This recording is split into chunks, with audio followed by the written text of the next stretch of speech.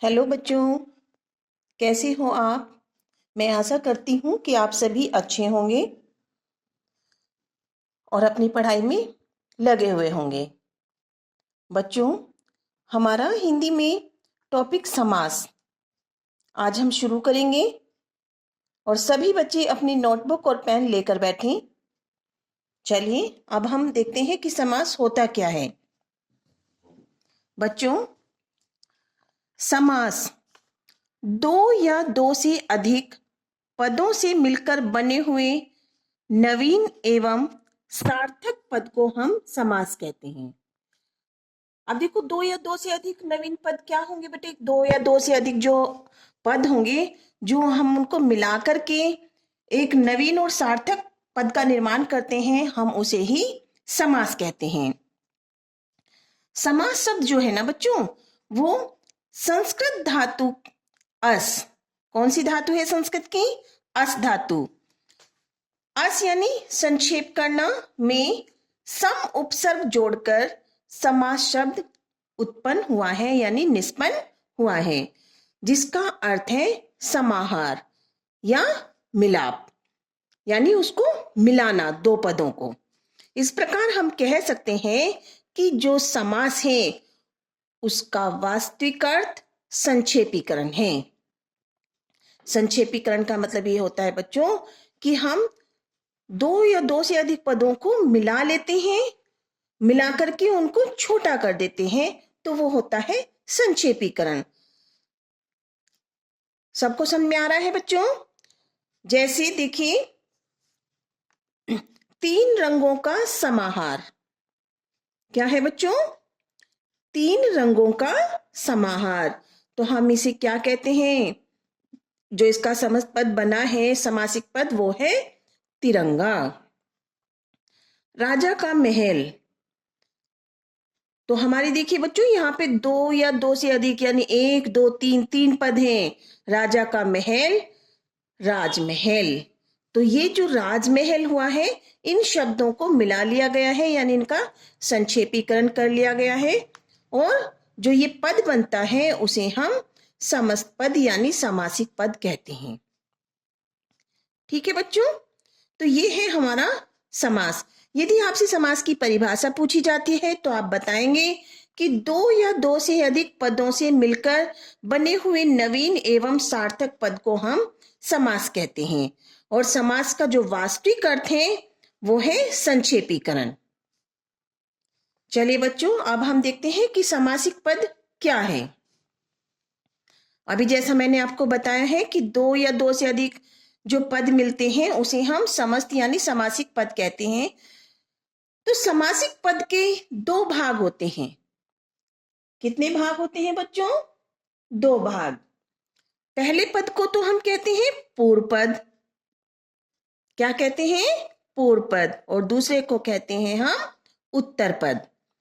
देखिए, समासिक या समस्त पद है हमारा राजपुत्र। क्या है बच्चों? दिखाई दे रहा है क्लियर?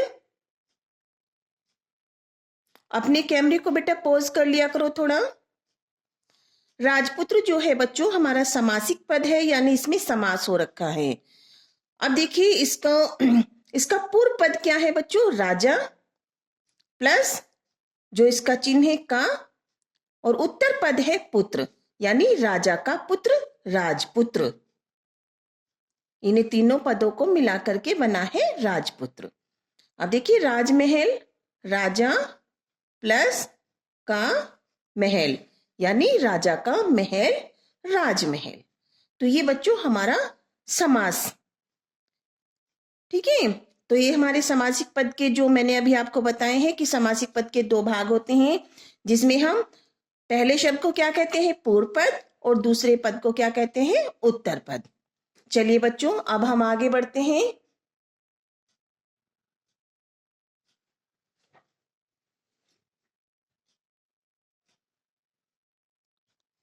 चलिए बच्चों, अब हम देखते हैं समास विग्रह। समासिक पद का आपको पता चल गया होगा बच्चों। ठीक है, आप देखते हैं समास विग्रह क्या होता है। समस्त पद यानी जो हमारा समासिक पद है, जब हम उसको अलग अलग करने की जो प्रक्रिया है उसे ही हम समास विग्रह कहते हैं। यानी समस्त पद को अलग अलग करने की प्रक्रिया ही समास विग्रह कहलाती है। जैसे ये हमारा समासिक पद यानी समस्त पद है जलधारा, तो इसका विग्रह क्या होगा? देखिए, जल की धारा। सीता राम, तो इसका विग्रह क्या होगा? सीता और राम। तो यहां तक बच्चों आप सभी को समझ में आ गया होगा। ठीक है, आगे बढ़ते हैं। समास के भेद। बच्चों, समास के हमारे निम्नलिखित 6 भेद होते हैं। कितने भेद होते हैं बच्चों? 6। ध्यान से याद रखेंगे कि हमारे जो समास के 6 भेद होते हैं। सबसे फर्स्ट है बच्चों अव्ययी भाव समास, नोट करते जाएंगे। सेकंड है तत्पुरुष समास। थर्ड है कर्मधारय समास। 4 है द्विगु समास और 5th है द्विंद समास। 6 है बहुव्रीहि समास।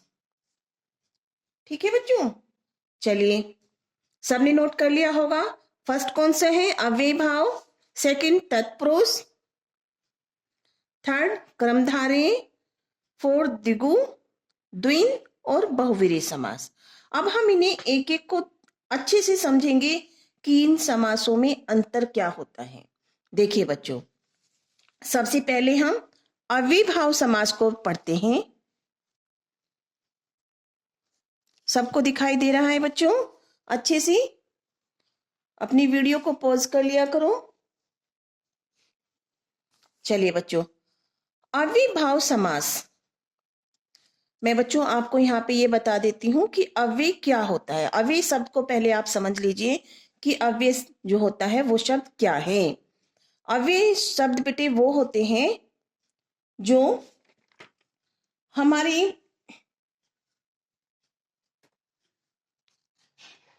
एक मिनट बच्चों, अव्यय जो शब्द होते हैं बच्चों उनमें लिंग वचन पुरुष कारक आदि के कारण कोई भी परिवर्तन नहीं होता है। ठीक है, वो अव्यय शब्द होते हैं। यानी हम किसी भी पुरुष के साथ, ठीक है, चाहे वो स्त्रीलिंग हो या पुल्लिंग हो, हम उन शब्दों को उनके साथ प्रयोग कर सकते हैं। ना तो वो लिंग का प्रभाव पड़ता है उनपे, ना वचन का और ना ही कारक का। चलिए अब हम ध्यान से देखेंगे बच्चों, जो हमारा अव्ययी भाव समास होता है उसमें पहला पद प्रधान होता है और समास से जो शब्द बनता है वह अव्यय होता है। अव्यय यानी ऐसा शब्द जिसपे लिंग वचन पुरुष का कोई प्रभाव नहीं पड़ता। इन्हें हम क्या कहते हैं बच्चों? अविकारी शब्द भी कहते हैं। समस्त पद के अव्यय रूप में होने के कारण ही इसे अव्ययी भाव समास कहते हैं। ठीक है बच्चों, हम ध्यान रखेंगे जो हमारे अव्ययी भाव समास हैं, वे जो हमारे पद हैं वो वाक्य में प्रयोग करने पर इसका रूप नहीं बदलता है, इसके साथ विभक्ति चिन्ह भी नहीं प्रयोग किए जाते हैं।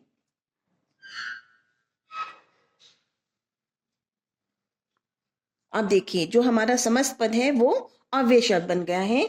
जैसे आज जन्म यानी जन्म से लेकर, प्रतिदिन एक एक दिन, प्रतिक्षण एक एक क्षण यानी हर पल, हर एक पल या हर एक क्षण, यथा शक्ति शक्ति के अनुसार, रातों रात, रात ही रात में, कानों कान, एक कान से दूसरे कान, भरपेट पेट भरकर। अब बच्चों यहाँ पे आप नोट कर लीजिएगा, अव्ययी भाव समास में जो हमारे समासिक पद है यानी समस्त पद है उसमें आपको आ, प्रति, निर, बा, यदा, भर, बे, अनु, निस आदि शब्दों का प्रयोग दिखाई देगा। ध्यान से नोट कर लेंगे बच्चे सभी। आप इन उपसर्ग, जो ये हमारे उपसर्ग शब्द हैं, इनको देख के भी आप समझ जाओगे कि ये अव्यय भाव शब्द है, हमारा अव्यय शब्द है जिनमें, और वो हमारा क्या बन जाता है समस्त पद? अव्यय शब्द। आ, प्रति, नोट कर लेंगे, निर, बा, यदा, भर बे अनु निस। अब हम इन्हें ध्यान से देख लेते हैं कि किस प्रकार बनते हैं। देखो बच्चों, मैं आपको दिखा रही हूं। सबको दिखाई दे रहा है बेटे?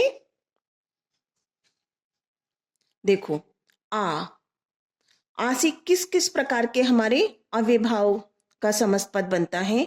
आ उपसर्ग लगा के क्या बना है बच्चों? आजन्म, आमरण, आजीवन, आ जानू। जानू का मतलब यहां से बेटे जांघों से होता है।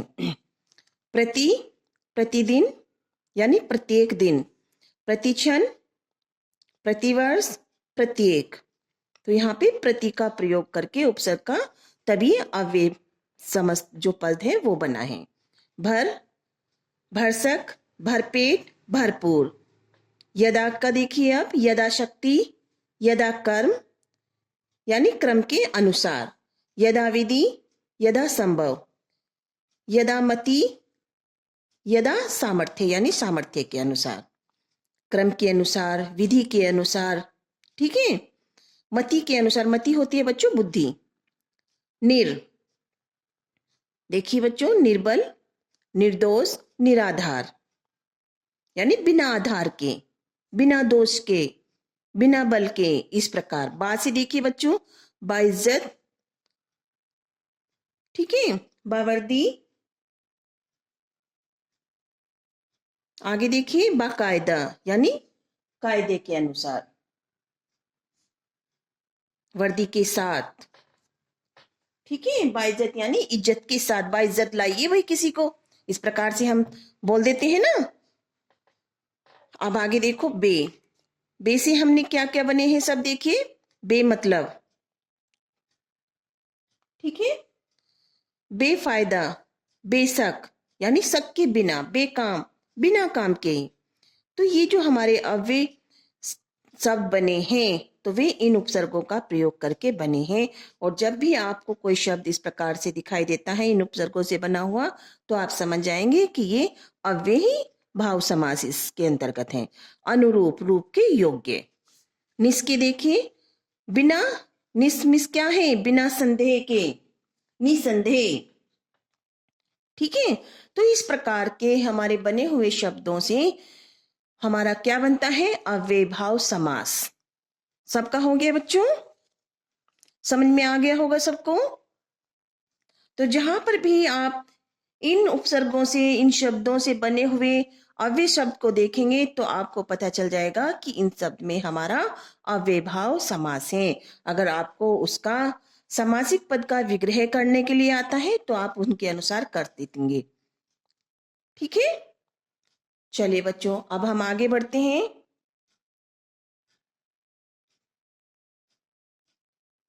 देखिए बच्चों, सेकंड समास है हमारा तत्पुरुष समास। अब नोट कर लेंगे सभी बच्चे कि तत्पुरुष समास के अंतर्गत क्या होता है। बच्चों, आपने पढ़ा था कि जो हमारा अव्यय भाव समास है उसमें प्रथम पद प्रधान होता है, लेकिन तत्पुरुष समास में बच्चों उत्तर पद यानी हमारा दूसरा पद प्रधान होता है और प्रथम पद गौण होता है। और समास करते समय दोनों पदों के बीच के जो परसर्ग होते हैं यानी जो कारक चिन्ह होते हैं उनका लोप होता है, उसे तत्पुरुष समास कहते हैं। जैसे अन्नदाता, ठीक है, अन्नदाता क्या हुए? अन्न को देने वाला। सेनापति, सेना का पति आदि। तो बच्चों, तत्पुरुष समास में आप इस चीज को हमेशा ध्यान रखेंगे कि जो हमारा तत्पुरुष समास है इसके अंतर्गत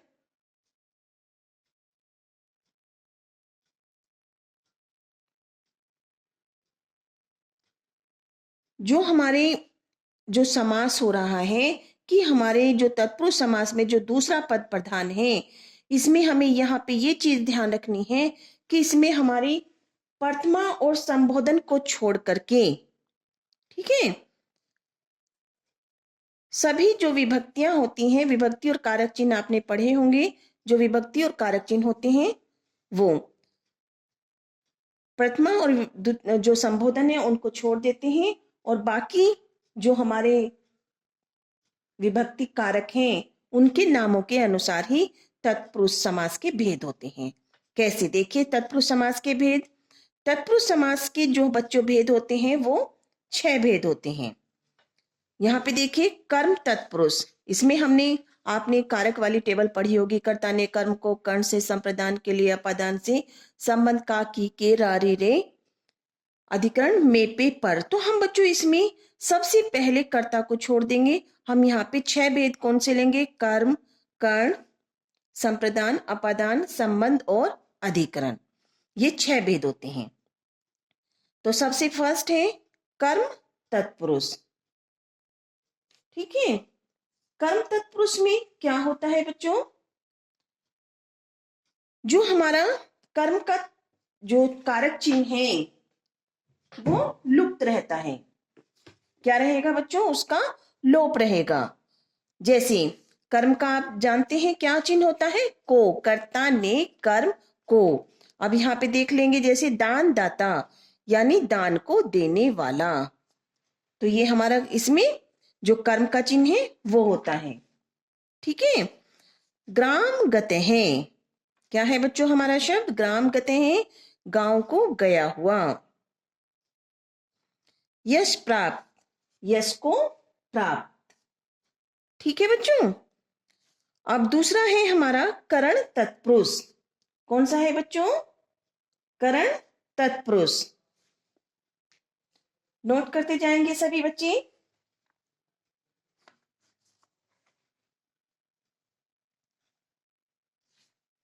करण तत्पुरुष में बच्चों जो हमारा करण तत्पुरुष के जो चिन्ह होते हैं करण कारक के, वो कौन से होते हैं? से के द्वारा। अब देखिए तुलसी कृत यानी तुलसी से कृत यानी तुलसी के द्वारा रचित। ठीक है, रेखांकित, रेखा से अंकित। जैसे हम किसी वाक्य में कोई, अभी मैं आपको अंडरलाइन करके दिखा रही हूँ ना ये कारक चिन्ह के नीचे, इसे हम रेखांकित कहते हैं। यानी किसी वाक्यांश के शब्दों में हम जिन लाइन खींच देते हैं वो रेखांकित। ठीक है बच्चों। अब देखिए सुर रचित, सुर द्वारा रचित। तो ये हमारा सुर के द्वारा रचित जो ग्रंथ है वो सुर रचित कहलाता है। अब बच्चों हम आगे बढ़ते हैं। संप्रदान कारक। सबको क्लियर दिखाई दे रहा है बच्चों? संप्रदान कारक में क्या होगा बच्चों? जहां पर संप्रदान कारक की विभक्ति के लिए जो चिन्ह होता है के लिए, उस चिन्ह का लोप होगा। जैसे देश प्रेम, देश के लिए प्रेम। तो ये जो हमारा के लिए चिन्ह है वो संप्रदान कारक का है, तो वो लुप्त हो जाता है और देश प्रेम हो जाता है। शयन कक्ष, शयन के लिए कक्ष। गुरु दक्षिणा, गुरु के लिए दक्षिणा। अब ऐसे ही बच्चों हमारा नेक्स्ट है अपादान तत्पुरुष। अपादान का बच्चों कारक चिन्ह क्या होता है? अपादान से, अलग होने पर। ठीक है, क्योंकि से हमारा करण कारक में भी आता है, तो उससे से मतलब उसकी सहायता से कोई काम होता है, और अपादान में कोई चीज किसी चीज से अलग हो जाती है। जैसे देश निकाला, देश से निकाला। धनहीन, धन से हीन।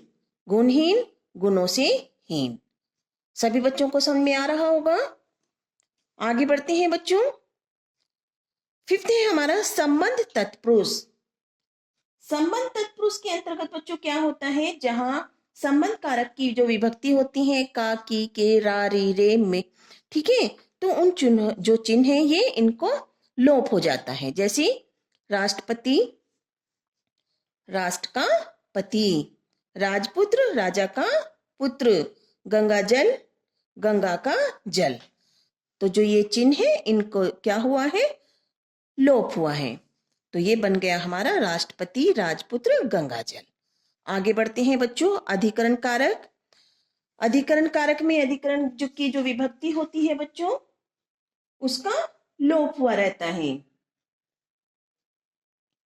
तो अधिकरण का कारक की जो हमारी विभक्ति की जो चिन्ह होते हैं वे होते हैं में, पे, पर।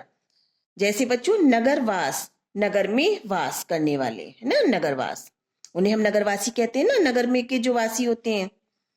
शरणागत, शरण में आगत यानी शरण में आया हुआ। घुड़सवार, घोड़े पर सवार। तो बच्चों ये हमारी क्या थी, अधिकरण कारक की विभक्तियां थी जो जिनका लोप होता है। मैं आशा करती हूँ कि आप सभी को मेरे द्वारा समझाए गए जो समास के मैंने प्रकार बताए हैं आज आपको, अव्ययभाव समास और तत्पुरुष समास, दोनों बहुत अच्छे से समझ में आ गए होंगे। और मैं आशा करती हूँ कि आपने अच्छे से उनको नोट भी कर लिया होगा। तो बच्चों आप सभी मेरे चैनल को सब्सक्राइब करें, लाइक करें और बेल आइकन पर जाकर प्रेस करें ताकि आपको मेरी अगली आने वाली वीडियो का नोटिफिकेशन प्राप्त हो सके। Thank you.